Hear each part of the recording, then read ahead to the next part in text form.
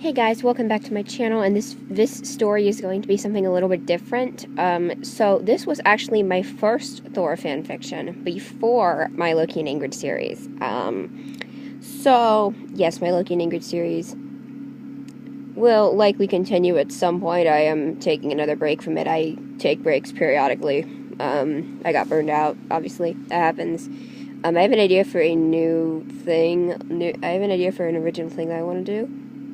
And also been doing some shitty poetry. So anyway, this story is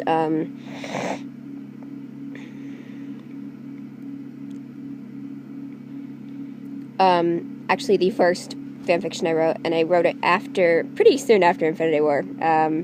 So there are spoilers for Infinity War in this, unlike my Loki and Ingrid stuff, which is just kind of building up to that. So if for some reason you haven't seen Infinity War, please leave. Click off this video because I don't want to ruin it for you.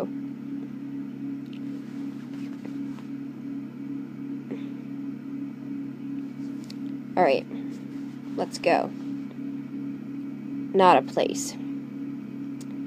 I'd seen it before. Seen it, felt it, breathed it. War was just another part of life, like eating, sleeping, living. War was a necessity to defend the realms, to defend Asgard. It was our duty. But she destroyed us, every last one except for myself, even Astrid. She never deserved to die, and I had done my best to protect her. I can still remember her touch, her warmth, her very being, radiating throughout the cosmos. She was a beautiful Valkyrie, my lover, the fairest of her kind, more beautiful than the moon, than Queen Frigga herself. She had done it, Hela. I could never see the daughter of Odin being so destructive. She got it from him, I suppose, but even he never anticipated her ambition. Loki. I can remember now. We were on Sakaar, not Asgard, and I had done my best to erase the memories. Thor. He had told me about Asgard, that it was in danger, that I could help. Me, Scrapper 142, help Asgard? Come again. But there was something about Thor, Odin's first son, that I couldn't ignore. He had the most charm, beautiful mannerisms, and, oh, those godly abdominal muscles, but I shouldn't have gotten carried away.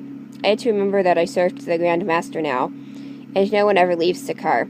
Thor being thrown into the ring, the contest of champions, he almost escaped too, without me, the bastard, but I tracked him down in time, but not before I encountered Loki.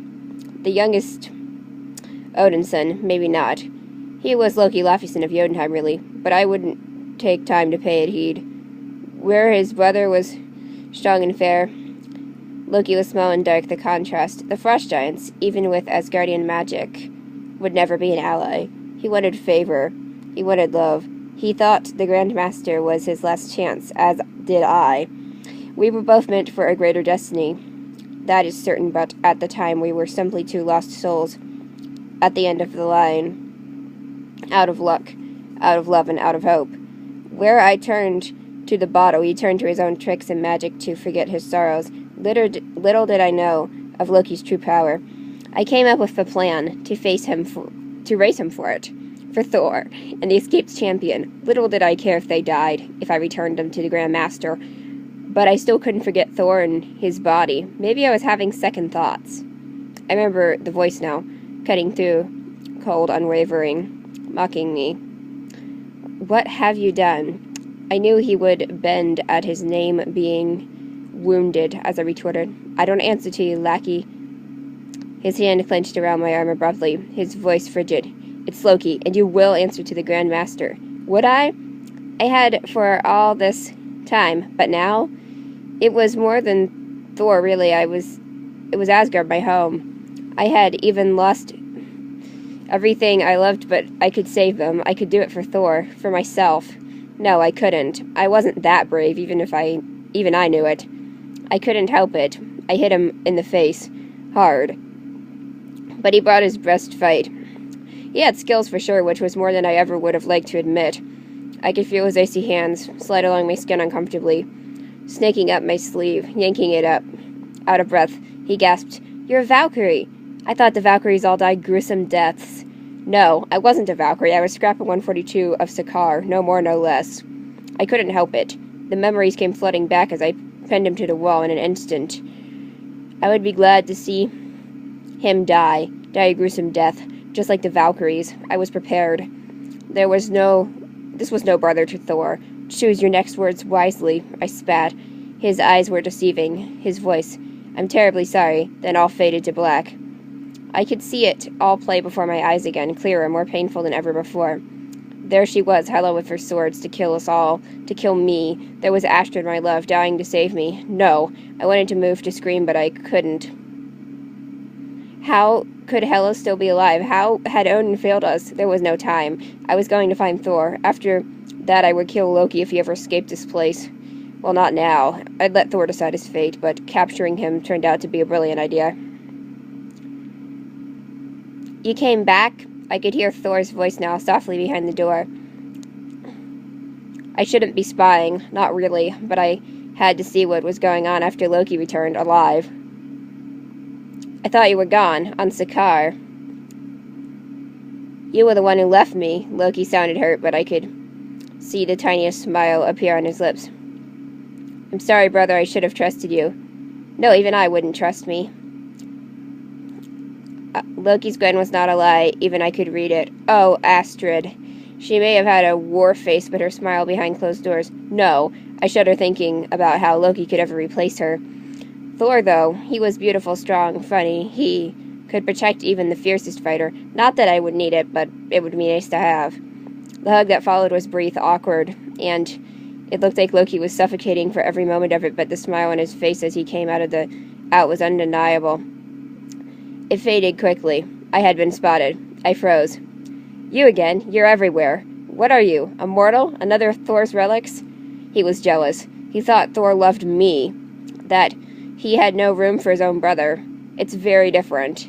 And he barely even acknowledged me beyond asking for my help. No, my dark eyes locked into his piercing green ones as I spoke. I'm a Valkyrie of Asgard. Asgard. His voice was barely above the whisper. Destroyed. I tried to destroy Jotunheim. Your own realm. I couldn't help but ask. And I was starting to like him. He was no better than Hela herself. He shook his head slowly. I would never destroy any realm, Valkyrie, unless they deserved it. And they deserved it? Your own people? All the women, the children. Like you, I'm sure they'll put up a good fight, and yes, the Jotun deserved it. They left a child to die, Valkyrie. To die, all alone in the cold. Merely an infant. It couldn't defend itself. You destroyed Jotunheim to defend infants? No. I did it to impress my father. Uffy? I killed him. Odin, he was truly my father. I'm sorry I never... Who would abandon a child, Loki? I asked tentatively. Oh, Astrid. She was taken in by a beautiful Valkyrie but abandoned. It's unforgivable. He nods quietly. Luffy. And the child?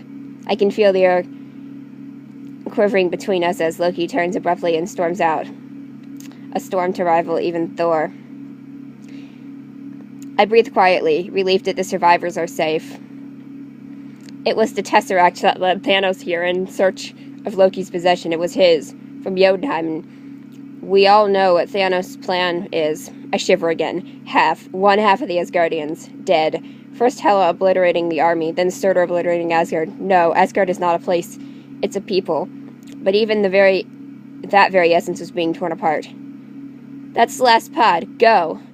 There are many battles ahead. The small child hesitates as the pod is leaving. Go! I scream. I can't help but think of Loki in the moment, the child helpless. His parents nowhere to be found. Thor. He was still trapped by Thanos. Heimdall was dead. He sent the stragglers to Earth. Everyone else, dead. I freeze, listening to Loki's cold voice echoing throughout the chamber. Prince of Asgard, rightful king of Jotunheim. His titles. He's saying his titles, not the ones he wants. The ones he's left with.